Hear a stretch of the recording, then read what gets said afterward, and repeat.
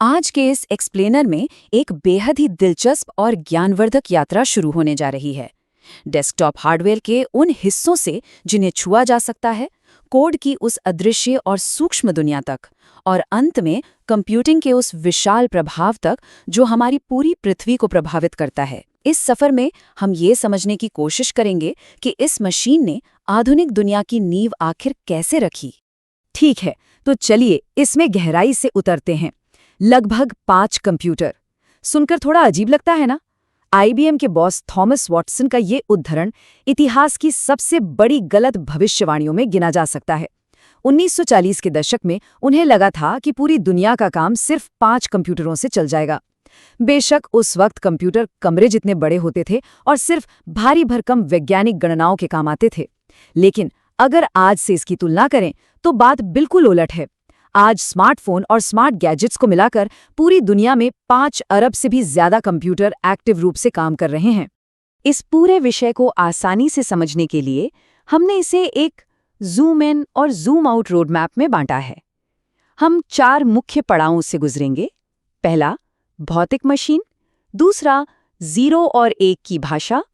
तीसरा, अदृश्य system manager. और अंत में चौथा, वैश्विक हार्डवेयर जीवन चक्र। ये तरीका हर कड़ी को आपस में जोड़ने में बहुत मदद करेगा। तो शुरुआत करते हैं पहले पड़ाव से, भौतिक मशीन। कंप्यूटिंग जैसी जटिल चीज को समझने का सबसे बेहतरीन तरीका यही है कि उस हार्डवेयर से शुरुआत की जाए जिसे हम अपने हाथों से छू सकते हैं, महसूस कर सकते हैं। अब आधुनिक हार्डवेयर तक पहुंचने से पहले इसकी ऐतिहासिक नींव को देखना जरूरी है। बात शुरू होती है 1642 से, जब ब्लेज पास्कल ने गियर्स से चलने वाला एक उपकरण पास्कलाइन बनाया था। इसके कई सालों बाद 1936 में एलन ट्यूरिंग ने यूनिवर्सल मशीन का कॉन्सेप्ट दिया, और फिर 1945 आते आते जॉन वॉन न्यूमन ने वो आर्किटेक्चर पेश कर दिया जिस पर आज के लगभग सभी आधुनिक कंप्यूटर टिके हुए हैं। ये काफी लंबा और रोमांचक सफर रहा है। यहाँ एक बहुत ही बुनियादी पर बेहद जरूरी फर्क समझना होगा, हार्डवेयर और सॉफ्टवेयर। हार्डवेयर, जैसा कि नाम से ही साफ है, हार्ड यानी वो भौतिक हिस्से जिन्हें आसानी से बदला नहीं जा सकता। दूसरी तरफ है सॉफ्टवेयर, जो लचीला होता है। ये सिर्फ निर्देशों का एक सेट है जिसे हार्डवेयर चलाता है, और इसे बड़ी ही आसानी से अपडेट या चेंज किया जा सकता है। इन दोनों का ये तालमेल ही असली जादू करता है। हार्डवेयर की दुनिया में सबसे पहले एंट्री होती है मदरबोर्ड की। इसे आप कंप्यूटर का दिल मान सकते हैं। ये एक बड़ा सा सपाट सर्किट बोर्ड है जिस पर अनगिनत रास्ते बने होते हैं। इसका मुख्य काम यही है कि ये सिस्टम के बाकी सभी हिस्सों को एक साथ जोड़ के रखे ताकि उनके बीच बिजली और डेटा बिना किसी रुकावट के दौड़ता रहे। और इस दिल के ठीक ऊपर बैठा होता है CPU, यानी सेंट्रल प्रोसेसिंग यूनिट। अगर मदरबोर्ड दिल है तो CPU निश्चित रूप से इस सिस्टम का दिमाग है। ये मुख्य तार्किक विचारक है।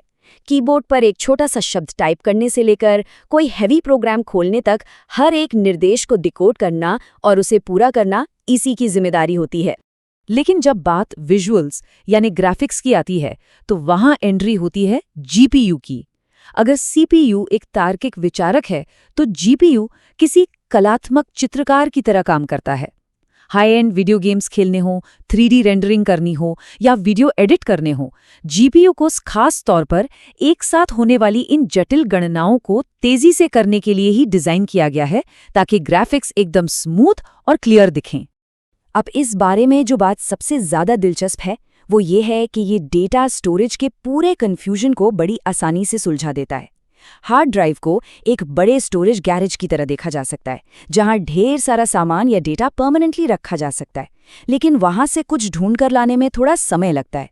वहीं दूसरी ओर रैम एक छोटे से टूल बैग की तरह है। इसमें जगह कम होती है और डेटा तभी तक रहता है जब तक सिस्टम ऑन है, लेकिन CPU इस टूल बैग से जानकारी बहुत तेजी से और तुरंत निकाल सकता है। खैर, इन सभी पुर्जों को काम करने के लिए चाहिए ताकत, यानी ऊर्जा, और यही काम है पावर सप्लाई यूनिट या PSU का। दीवार के सॉकेट से जो बिजली आती है वो ऑल्टरनेटिंग करंट यानी AC होती है, लेकिन कंप्यूटर के नाजुक हिस्सों को चाहिए डायरेक्ट करंट यानी DC। PSU इसी करंट को बदलकर एक सुरक्षित वोल्टेज में तब्दील करता है ताकि सिस्टम का हर पुर्जा सही से अपना काम कर सके। भौतिक पुर्जों को समझने के बाद अब थोड़ा और जूम इन करने का समय है। तारों और सर्किट से हटकर अब उस सूक्ष्म दुनिया की बात करते हैं जो इन मशीनों में जान फूंकती है, 0 और 1 की भाषा।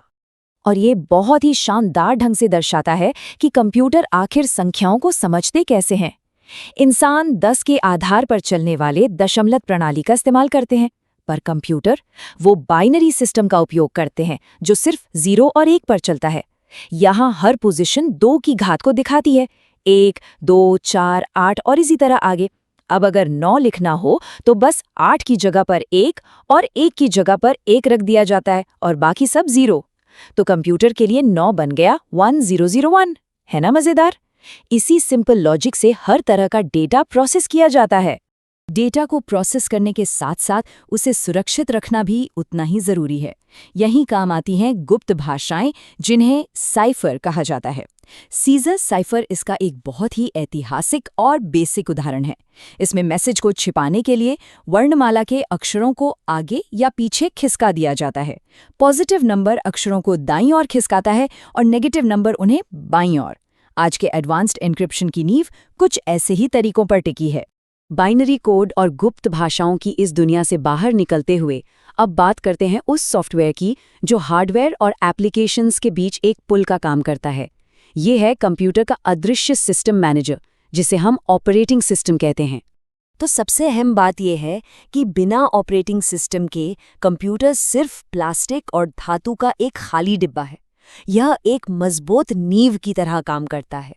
किस प्रोग्राम को कितनी रैम मिलेगी, एक साथ कई प्रोग्राम बिना क्रैश हुए कैसे चलेंगे, फाइलों को कैसे व्यवस्थित करना है और ड्राइवर्स के जरिए अलग अलग हार्डवेयर से बात कैसे करनी है, ये सब कुछ ऑपरेटिंग सिस्टम ही हैंडल करता है। और हाँ, ऑपरेटिंग सिस्टम सिर्फ कंप्यूटर के अंदर तक सीमित नहीं है, ये उसे बाहरी दुनिया से भी जोड़ता है। जब हम इंटरनेट पर कुछ भेजते हैं तो डेटा एक प्रोटोकॉल सिस्टम के 4 चरणों से गुजरता है। सबसे पहले एप्लीकेशन स्तर मैसेज को कन्वर्ट करता है, फिर टीसीपी उसे छोटे छोटे पैकेट्स में तोड़ देता है, उसके बाद आईपी उन पैकेट्स पर भेजने और पाने वाले का एड्रेस लगाता है और अंत में हार्डवेयर स्तर उन पैकेट्स को नेटवर्क के जरिए इंटरनेट पर आगे बढ़ा देता है। आइए आगे बढ़ते हैं और देखते हैं कि आगे कैसे जुड़ता है। चौथा और आखिरी पड़ाव, वैश्विक हार्डवेयर जीवन चक्र। माइक्रोचिप से बाहर निकलकर अब पूरे ग्रह के नजरिए से कंप्यूटिंग को देखने का समय आ गया है। तकनीक का ये पूरा ढांचा अपने आप में एक विशाल ग्लोबल इंडस्ट्री चलाता है। ये नंबर देखिए, लगभग $780 बिलियन। ये 2026 तक ग्लोबल कंप्यूटर हार्डवेयर से आने वाले रेवेन्यू का एक अनुमान है। ये कोई मामूली आंकड़ा नहीं है। ये दिखाता है कि हर साल कितनी भारी मात्रा में नया हार्डवेयर बन रहा है, कितनी ऊर्जा खर्च हो रही है और जाहिर है बाद में इससे कितना सारा कचरा पैदा होने वाला है। और यही बात आती है पुराने हार्डवेयर को सही तरीके से रिसाइकिल करने की, जिसे ई-साइक्लिंग कहा जाता है। पुराने पुर्जों में सोना, चांदी, प्लैटिनम और तांबे जैसे बेहद कीमती तत्व होते हैं जिन्हें निकालकर दोबारा इस्तेमाल किया जा सकता है। पर दूसरी तरफ इनमें सीसा, पारा और कैडमियम जैसे खतरनाक और जहरीले पदार्थ भी होते हैं। अगर इन्हें लापरवाही से ऐसे ही फेंक दिया जाए तो ये भूजल और पूरे पर्यावरण को गंभीर रूप से नुकसान पहुंचा सकते हैं। इसी के साथ ये एक्सप्लेनर अपने निष्कर्ष पर पहुंचता है। भविष्य की तकनीक सिर्फ बेहतर ग्राफिक्स या तेज स्पीड तक सीमित नहीं रहने वाली है। एक तरफ हार्डवेयर की सेल्स आसमान छू रही हैं, करोड़ों नए गैजेट्स बन रहे हैं, तो ये सवाल खड़ा होना लाजमी है, क्या इस डिजिटल फुटप्रिंट के भारी पर्यावरणीय प्रभाव को हमेशा के लिए मैनेज करने का हमारे पास कोई स्थायी और सस्टेनेबल तरीका है? ये एक ऐसा सवाल है जिस पर हम सबको गंभीरता से सोचने की जरूरत है। अगली बार कोई नया उपकरण खरीदते समय शायद इस बारे में एक विचार जरूर किया जाना चाहिए।